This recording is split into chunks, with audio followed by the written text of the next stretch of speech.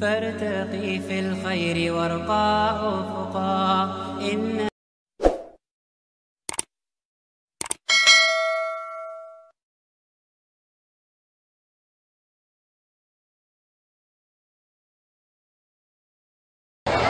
অনেকে আমাকে বলে আপনারা মিলাদের কিয়াম কোথায় পাইছেন? আমি বলি বেহেশতে পাইছি।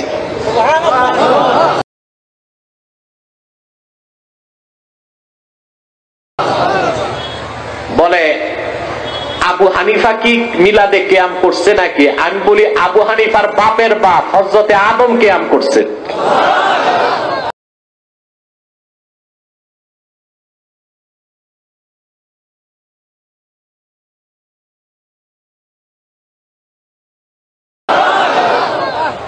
করছেন কিনা? বেহেশতে দাঁড়ানো অবস্থায় নবীজি মুহাম্মদ সাল্লাল্লাহু আলাইহি সাল্লামের উপর 3 বার দরুদ শরীফ পড়ে হযরত আদম দুনিয়াতে আসার আগেই কিয়াম করছে।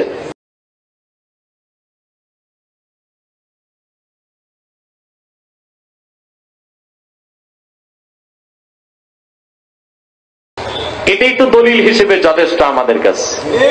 কথা বলেন।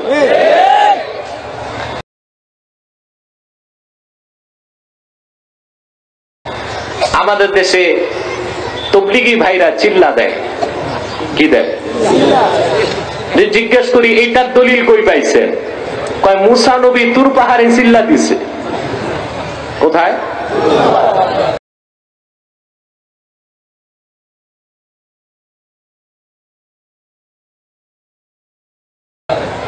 তো মুসা নবী চিল্লা দিছেন তুর পাহাড়ে, এই অনুসরণে আপনারা চিল্লা দেন।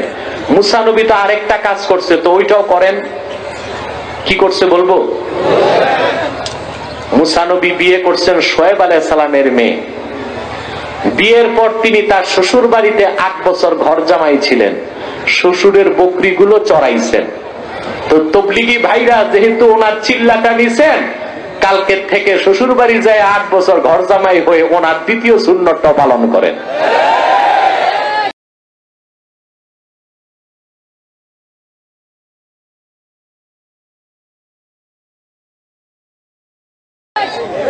দরকার না? কথা বলেন। তো শুধু মুসা নবীরটা মানবো কেন? তাহলে তো অন্য নবীদেরটা মানতে হবে কিছু কিছু। কথা বলেন। ইবনে কাসির কাসাসুল কোরআনে লিখেছেন ইব্রাহিম আলাইহিস সালাম খতনা করছেন 70 বছর বয়সে। কথা বলেন। তো তবলিগি ভাইদেরকে পরামর্শ দিব, মুসা নবীর 2টা আমল নিবেন, চিল্লা আর 8 বছর ঘর জামাই, আর ইব্রাহিম নবীর অনুসরণে 70 বছর বয়সে খতনা করাইবে।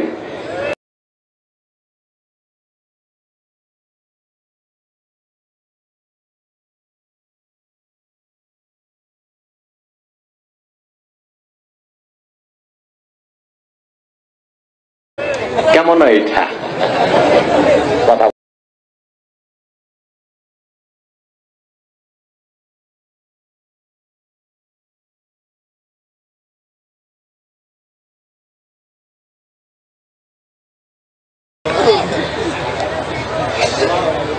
মুসলমান ঈসা কি করছেন, মুসা কি করছেন তা দেখার সুযোগ নাই।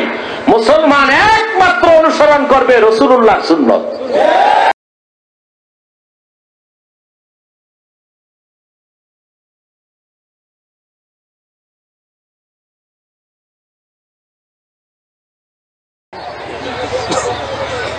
আদম আলাইহিস সালাম কিয়াম শুরু করছেন বেহেশতে, বলেন সুবহানাল্লাহ।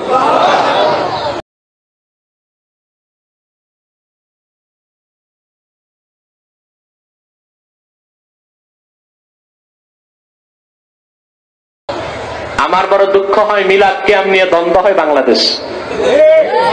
আবার এই যে ঈদে মিলাদুন নবী লেখছেন, এটা নিয়েও বহুত ফতোয়াবাজি হয়।